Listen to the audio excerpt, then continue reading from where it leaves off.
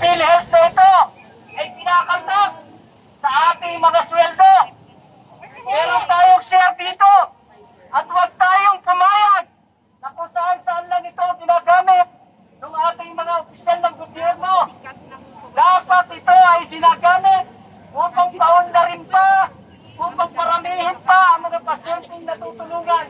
Hindi lamang sa Philippine General Hospital, kundi sa iba pang mga pampublikong ospital.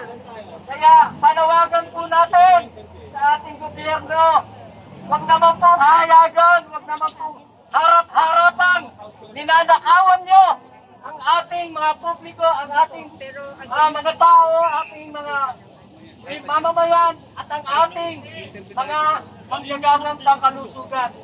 Access po namin ito. Kaya nararapat lamang na ipagtanggol natin na hindi ito napupunta sa kung saan lamang.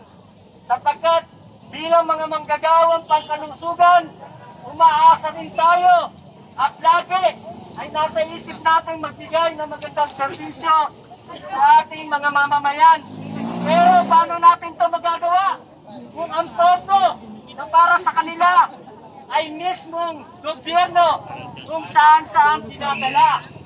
Kaya po mga kasama, manawagan po tayo na ang PhilHealth, ang pondo na kung saan ay kukunin ng ating gobyerno ay dapat dalhin sa mga pampublikong ospital, itulong doon sa ating mga pasyente at paunlarin pa ang serbisyong pangkalusugan na kinakailangan ng ating mamamayan. Muli po, panawagan natin, serbisyo sa tao! Huwag gawing negosyo! Huwag gawing negosyo! Serbisyo sa tao! Totoo nga po. Sige, last na. Sige. Totoo nga po na ang ating mga government officials ngayon, karamihan po sa kanila ay nasa posisyon at ginagawang negosyo ang kanilang posisyon. Kaya po, meron po tayong alternatibo. Napakarami pong tumatakbong mga political dynasty, mga kurakot, mga walang pagmamahal sa ating bayan. Pero meron po tayong alternatibo.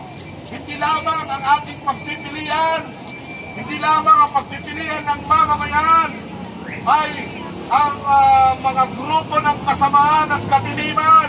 Meron po tayong alternatibo mga kababayan. Meron pong team ng para sa taong bayan. At ngayon po, tinatawagan natin ang senatorial candidate ng Makabayan, si Nurse Aline Andamo. Serbisyo sa tao! Huwag gawing negosyo! Serbisyo sa tao! Huwag gawing negosyo! Sa mainit na pagbati po sa ating lahat, lalong-lalo na po sa ating mga kababayan dumadaan dito sa Supreme Court.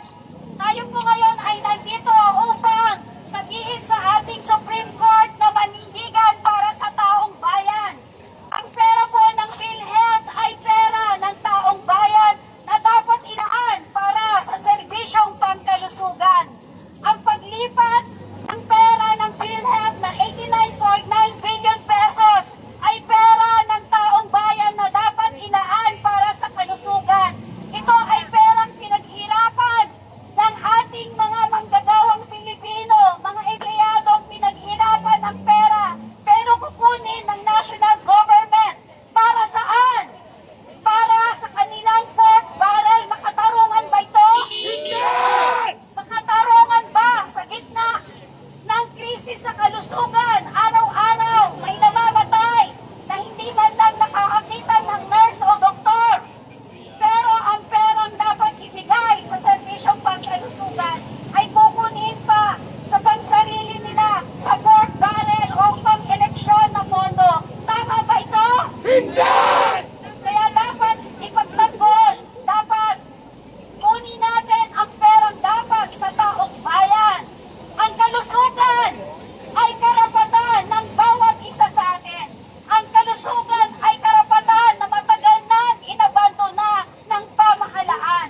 Bagamat ang PhilHealth ay hindi tugon sa problema natin dahil sa kalusugan.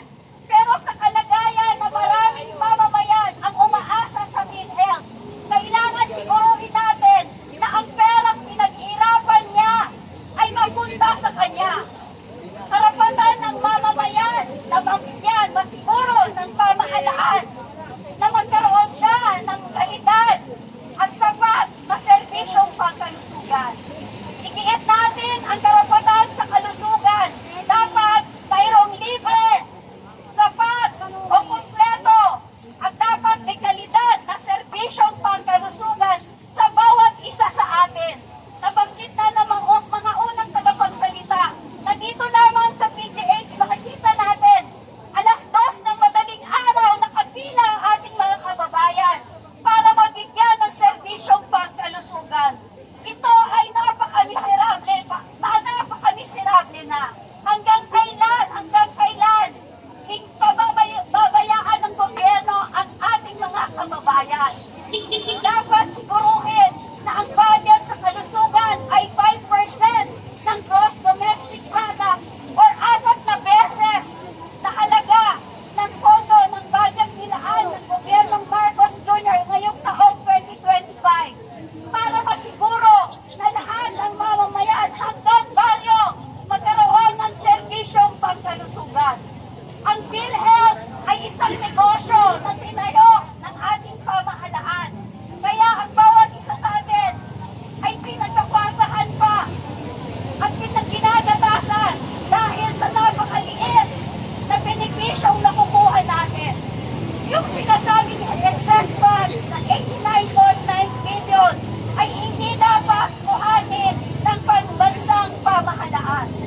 Dapat suruhin ng pamahalaan na mayroong sapat na serbisyo ang mamamayan. Kaya tutulan natin ang paglipat ng lubos na 89.9 billion pesos sa National Treasury at dapat ito ilaan sa ating mga pampublikong ospital at mga healthcare facilities para masiguro na ang ating mamamayan ay may bigyan ng serbisyong pangkalusugan.